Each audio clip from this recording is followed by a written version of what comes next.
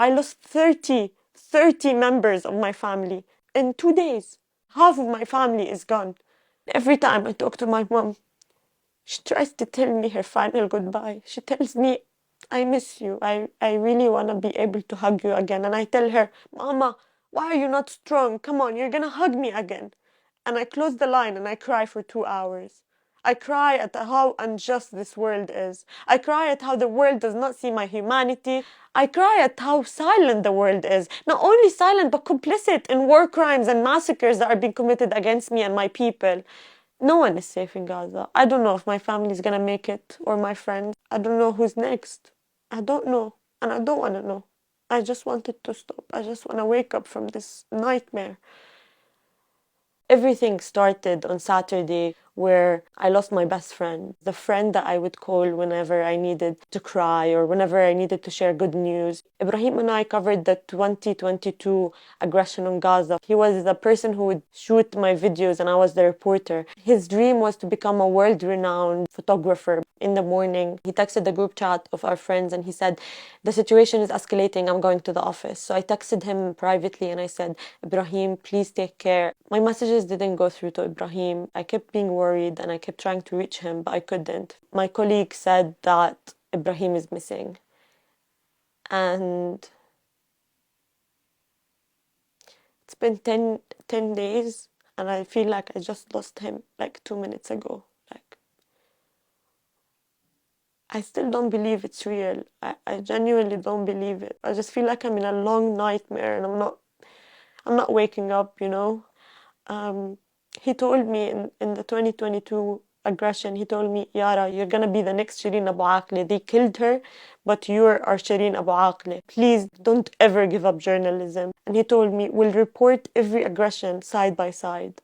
And I genuinely thought we would, you know, but I didn't know that Israel would just kill him, just like they did with Shireen Abu Akleh, just like they did with Yasser Murtaja. Ibrahim became a journalist in the first place because he was so inspired by Yasser's Murtaja and he wanted to carry on his message.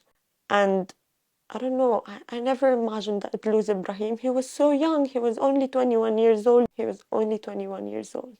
I wish you can give me more time to talk about every single member of my family who was killed in detail and tell you about their dreams, their ambitions, what they wanted to be and what they've done in life. I want to tell you about my eldest uncle. He had dementia. He barely remembered anything about his life, but he was always smiling. He was telling me that he loved me every time he saw me. I want to tell you about the children. In my uncle's house only, 8 children have been murdered. Those children, I have so many memories of them. I remember them calling me and telling me, Yara, can you please come for a sleepover? Yara, we want to do something with you. I used to love babysitting children, so I used to babysit them whenever I went home.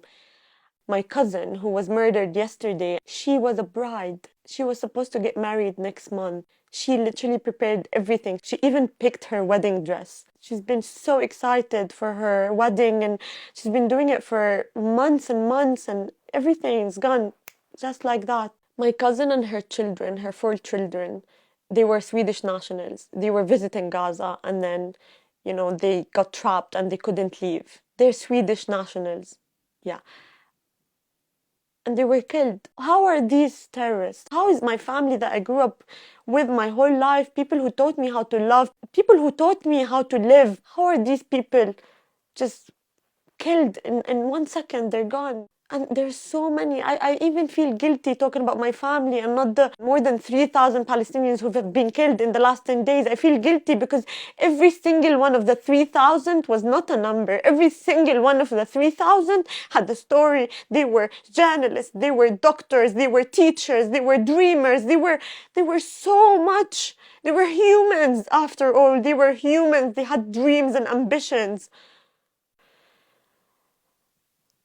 I don't even have time to grieve my family. I don't have time to cry. or talk about them. I have to report and I have to work and I have to educate the West and I have to tell them why they shouldn't be asking me if I should condemn Hamas or not, but they should be asking me about Israel and about what Israel is doing. They shouldn't ask me and dehumanize me when I'm a Palestinian journalist, not a spokesperson of any political party.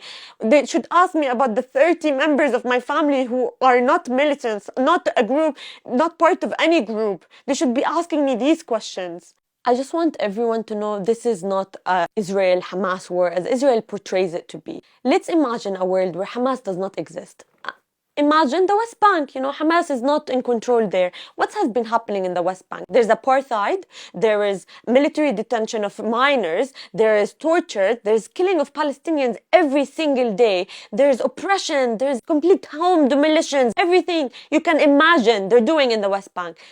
So why are you asking me about Hamas now? Why are you not asking me about my childhood, what I had to go through? Why are you not asking me about how I didn't see my dad for 6 years and then I saw him only for a few months and then he died. He got really sick and died. I couldn't see him for 6 years. They prevented me from being with my father. They prevented me from having a normal childhood. I had to be in therapy for years and years to get over the sound of bombs, the pictures of murdered children in front of my eyes and the guilt that I felt that I survived and they didn't. Why are you not asking me about the 30 members of my close family that were killed? Why are you not asking me about the 1,000 Palestinian children that have been killed in the last 10 days? Why are you not asking me about how my best friend, a journalist marked clearly as press, was killed? Why are you not asking me this? I'm not a spokesperson for Hamas. I'm not a part of any political party. I'm a journalist. My job is to report on what's happening. My colleague, Mu'taz Azaize, they bombed his house, killing so many of his family members. My other colleague, Ali Jadallah, just in the last 10 days, they've killed his brother, an elderly father. My boss and mentor, Rushdie Sarraj, was killed as he was in his home on an airstrike. It was literally targeted assassination of him because he was a journalist. They're literally targeting journalists and trying to threaten them. If you are doing your job,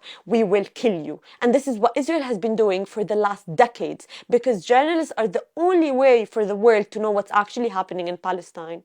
I don't remember a day in my life where there was peace. I don't remember a day in my life where I felt that I'm not gonna die the next moment. I was only 8 years old when I witnessed the first aggression on Gaza. It was in 2008, and then it was in 2012, and then it was in 2014, and only in 2014 that I was able to comprehend what's happening. Like when I was 8 and when I was 12, I didn't really understand death and killing of people. I didn't really understand losses. I didn't understand destruction.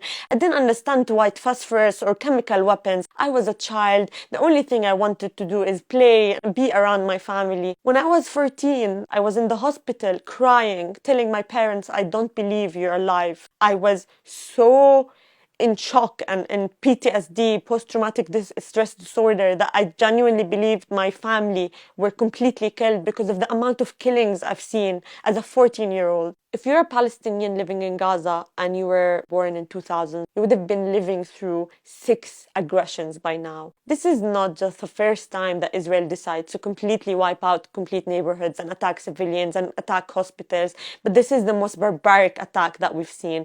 Palestinians in Gaza have not seen one day of peace, not one day that my family and I felt safe in our homes. What is it like to be a Palestinian? What is it like to grow up in Gaza? And I don't have one answer. I have millions of answers. I have thousands of answers. Growing up in Gaza meant that by the age of 14, I saw literally body parts of people, children being murdered in front of my eyes. I remember I used to say, if I survive this aggression, if I make it alive, I'm gonna write a book and tell the whole world about what's happening. And I was only 14 years old. I didn't realize what was happening to me then. This is what it's like to grow up in Gaza. But it's also all the nights that I spent talking to my dad about politics and how Palestine will be free one day and how my culture is important and how I should be committed and steadfast on my land and how my mom cooks Palestinian food for us and teaches us the recipes that my grandma made and that her great-grandma made and that her great-great-grandma made. Being Palestinian is so painful, but at the same time, I would never want to be anything but Palestinian because I know my people, they're the strongest people I've ever met.